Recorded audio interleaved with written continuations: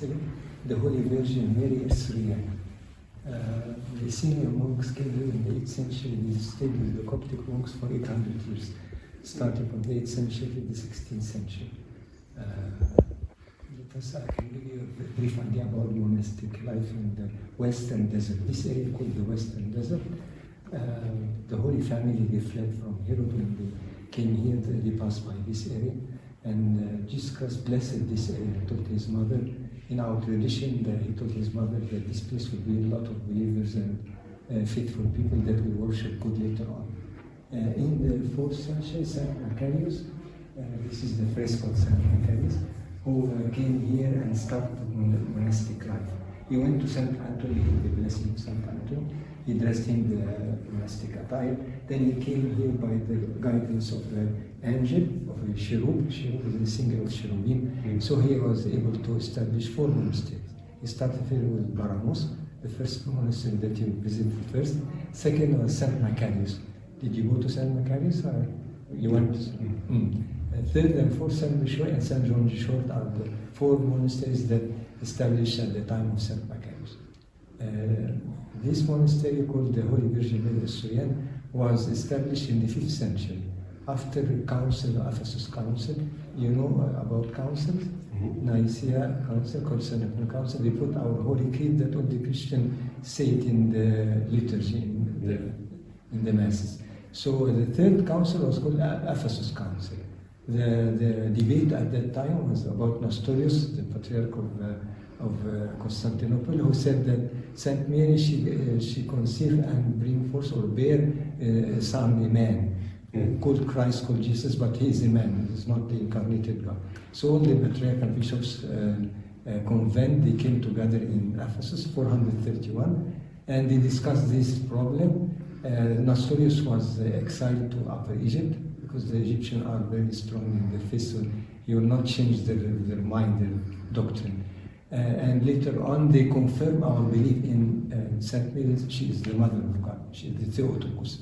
So the Coptic monks at that time, they append new monasteries. They make a duplication for the 4 old monasteries of Saint Macarius, dedicated to Saint Mary.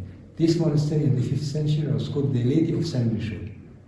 These 4 monasteries was close to the other old 4 monasteries, and the cave of Saint Michel is in the church. The relics is there in the monastery, but we have the cave of Saint Michel.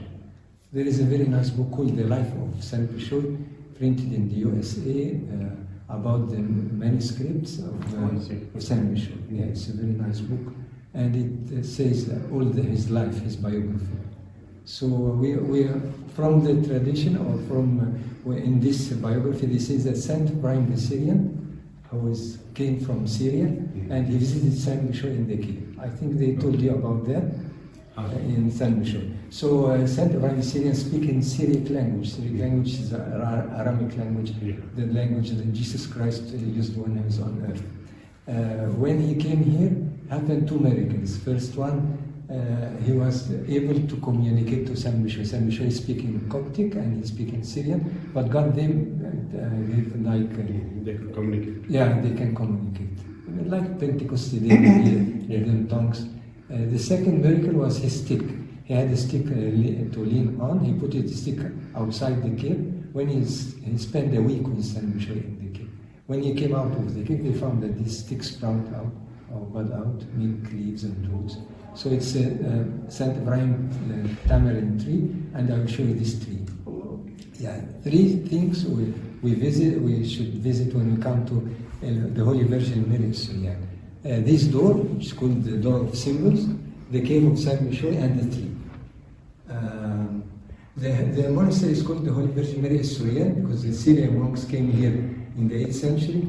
They collect themselves. They were spread all over Egypt.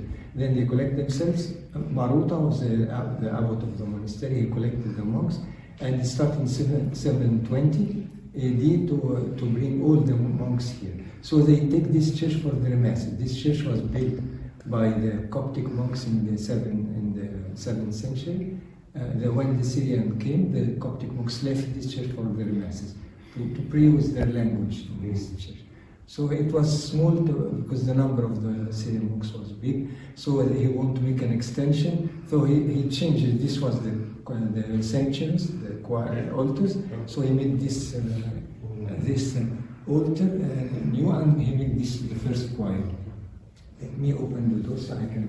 So these frescoes, yeah, this this is for the Coptic frescoes like this one.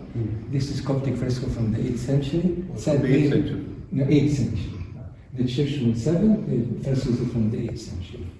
We have Dr. Carl Enemy is a professor who is taking care of restoring all the stuff here and retouching and making research about this church. So he put the date, he put the date for everything. This from the 8th century. Saint Mary on her bosom, Jesus Christ.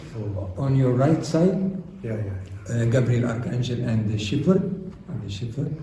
On your left side, Michael Archangel and the Magi, the wise men that offer presents to Jesus Christ. Also the angels and the Star of Nativity on the top. This is a Coptic frescoes. When the Syrian came, they made another layer of fresco over this one. We were able to take off this fresco, and put it in the chapel at the end of the church. Yeah, it's a Syrian fresco from the 15th century, and the old one, the Coptic, is from the 8th century. Yeah. On the other side, you can see the Syriac fresco. It's the Nativity and Annunciation in one figure. The Magi, the wise men, they're carrying the presence of Jesus Christ, the shepherd, and the angels on the top. And you can see the two languages, the Syriac language, which is it's written from the left to the right like the Arabic language, and the Coptic language. Angelus Gabriel. The Coptic language is 16 letters from the Greek language and 7 letters from the old Egyptian language. This is the Coptic. Abuna brought some CDs. So I'd like to so we can thank Abuna.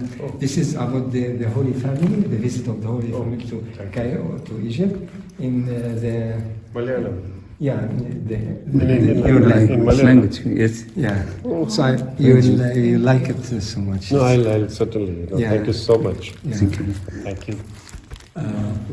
Really. Yes, okay. Okay, thanks for you.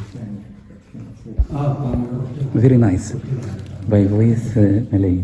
دي ما نقدرش ندخلها. By Father Joshua, India. Yeah. He visits the monastery. I with a friend by WhatsApp. You can send me the voice and combine between voice and video. I hope so too wonderful for you. It will be. Thank you so much. This is the iconostasis. It's like a door from cedar wood from Lebanon, and it's like 6 panels. But we call it the iconostasis, like the iconostasis in all the churches. Then they made the altars inside. This is the extension in the church. This altar was reconstructed or renovated in the 18th century. Let me say something about the altar from inside. Can you come here? As you can see the Ascension of Jesus Christ. This very nice dome. Yeah, this have 4 figures, 4 pictures. This is the Ascension of Jesus Christ. Can you see the colors are very bright? And Jesus Christ on the top.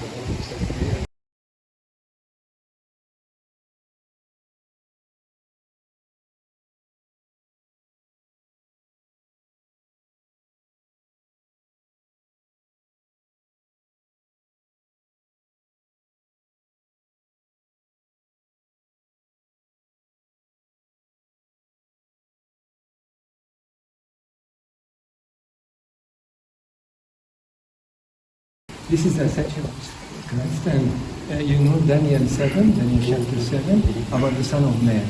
Jesus Christ said the Son of Man and Son of God.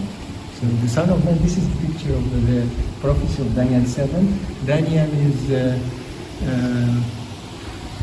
it's written, Enoch Daniel, is I am Daniel, and he's putting his finger For this picture, the Ancient of Days. In the Daniel 7, there is the Ancient of Days with Jesus Christ sitting on the throne. You know that in Daniel 7 there is two prophecy about Jesus Christ. Daniel 7, Daniel chapter 7, 9, Daniel chapter 7, verse 13, both of them say about the two comings of Jesus Christ. The first coming was in Daniel 13, and the second coming in Daniel 9. They will come for judgment at the end of the world. This in Daniel 7. Jesus Christ spoke about himself, said, I am the Son of God. Taking this verse, this prophecy from that. Shows that if we Jesus Christ said about himself, I am the Son of God, so we believe that this is the God, the Son of the Son of Man. So this is one of the names of Jesus Christ, of the incarnated God. So on this side there is the Transfiguration. I'll bring you the book in English. It's very nice. All the pictures and the explanation. That's nice. On this side there is about the cherub is giving Isaiah a burning coin, which is like communion, and also a cherub is giving Ezekiel a scroll with written the word of God, which is also it's a symbol for Eucharist or our Christian. Also in this side, in the Daniel figure, we can see on the bottom Melchizedek. Melchizedek is giving the communion to Abraham, bread and wine, which is described in this. This altar was renovated in the century after the fire that happened in Sوريال. Yeah. But this is 18th century, this was all. Yeah, only the altar. The door and the dome and all this stuff, this decoration was in the 10th century. It's written in Syriac language on the top here that these altars and this door was made in 930, beginning of the 10th century. Only the altar was reconstructed, renovated after a big fire that happened in the 18th century. Ibrahim al-Gohari, one of the lay leaders here in Egypt, he was able to restore the church because it was wooden roof, a basilica type in the beginning when it was established. And so he took off the wooden roof that was burned and he put this vault with bricks. He made more supports, then you can see more supports, and he made this vault. Also he made this altar, and take this altar, the old one, and made this new one from the 18th century. And the burial of Jesus Christ on this figure you can see.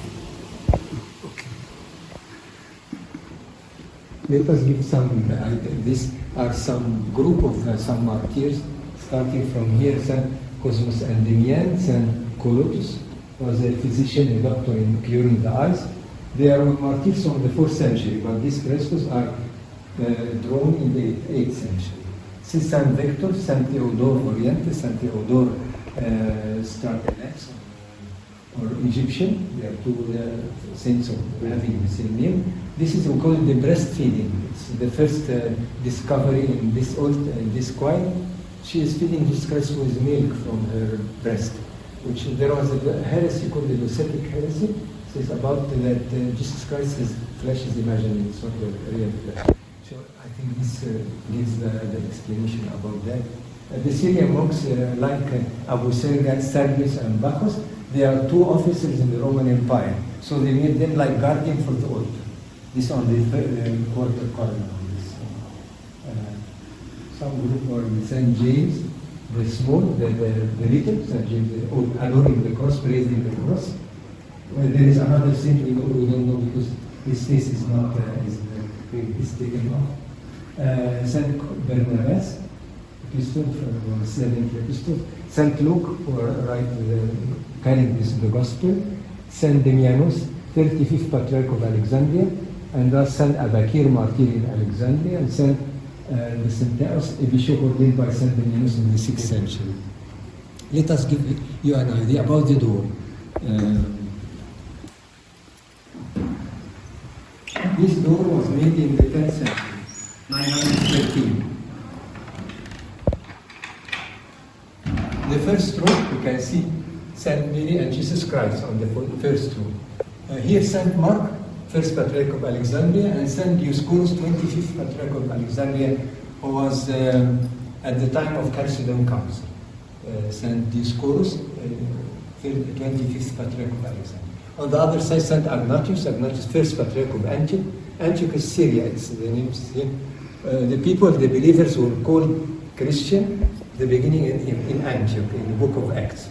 The last one is Saint Cyrillus from Antioch, is the 6th century. He was a very famous patriarch. He was persecuted from the Malachites after Chalcedon Council. He came here and stayed more than 20 years in Egypt. And he was able to confirm all the monks in their belief in Christology, in the nature of Jesus Christ. There was a debate, or there was something wrong. The monks was not sure about the nature of Jesus Christ. So he was very smart in writing all the fathers' beliefs, the doctrine, and like Athanasius and like Carolus the Great. So he was able to confirm the monks. Yeah, the door, first row, we can see the crosses are big, intersecting with circles. The beginning of Christianity at the Apostolic era, it was strong, one church, and the faith was strong. All the apostles and disciples, they were able to make the Christian spread all over the world, from 12 and 70 disciples. Here, at the time of the reign of Emperor Constantine, there was big cities around the world: Constantine, Rome, Alexandria, Constantinople, Antioch, Jerusalem, and maybe Ephesus or Carthage in North Africa. In the 4th century, there was an edict of Milan called Constantine Edict of Milan, which say that you are free to believe in what you need. The Christians started to build the churches over the ground. It was the churches were underground before. In the 7th century, the crescent is a sign of Islam, and the cross. So in the 7th century, they came in Egypt, 642. They came in Egypt in Old Cairo. So we drew this cross with the crescent, the beginning of Islamic war in the 7th century. The swastika is the broken cross at the end, which is some of the Russians explain that it's a sign of the devil. But in our interpretation from devil. But in our interpretation from our fathers, elder fathers, they said that the heresies, the materialistic ideologies, the deviation from the right way, that what the gospel gave us, what Jesus Christ gave us in the scriptures. So everything which take us from God. So this is we make it like this shape, broken cross from the end, broken the cross from the end. Hitler took this sign in his war later on. This nowadays, the crosses are many crosses, and they are not clear. So we say that a lot of sects and denominations around the world at that time, which is the weakness of faith, spiritual lukewarm, also spiritual lukewarm, and the division of churches now. Or there's thousands of Protestant in the doctrine, different doctrine. So the shining cross, it's a blessing for us. The next coming, which is Christ for judgment. It's written in Matthew chapter 24, verse 30, that the sign of Son of Man will appear in heaven. Son of Man also. The sign of Son of Man is the cross, which will appear on heaven, and all the people will see the day when Jesus Christ comes at the end. It's written in the Revelation. Is it okay? I don't want to waste your time. When did Coptic Christianity adopt the three crosses? When? Excuse me? When and how? When and how what? The cross became three, right? In the Coptic Christianity. Became like 3 wings, or? Yeah. 3 wings? You had the cross, then three. On all the 4 sides you had that. Yeah, I see. Yeah, I understand. You mean that there would be 3. Here there would be 3. Yeah, this top 3 and 3 like this. I think it shows us about the Trinity. You know that when was it adopted as a Trinity? When it was started, I think maybe in this church from the 7th century, you can see, I will show you some crosses with three wings. They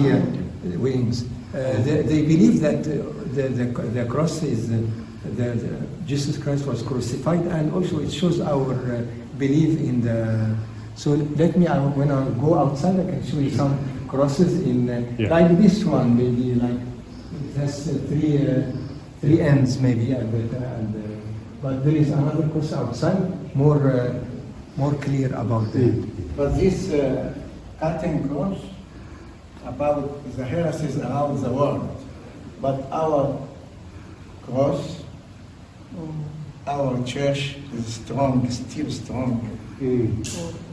Yamuna is saying a very nice thing. Yeah. This cross in the middle is clear, and it's a very good cross. Yeah. So it's like the church, it's like a ship in the sea. Around the ship there is a lot of challenges from Satan and something like that, and still the church is strong and taking care. You can see these two crosses are very clear and very nice. Yeah. This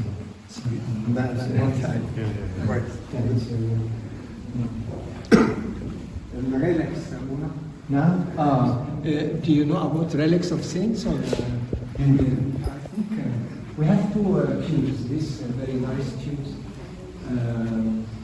The Syrian monks, when they came in the 8th century, they brought this tube with them.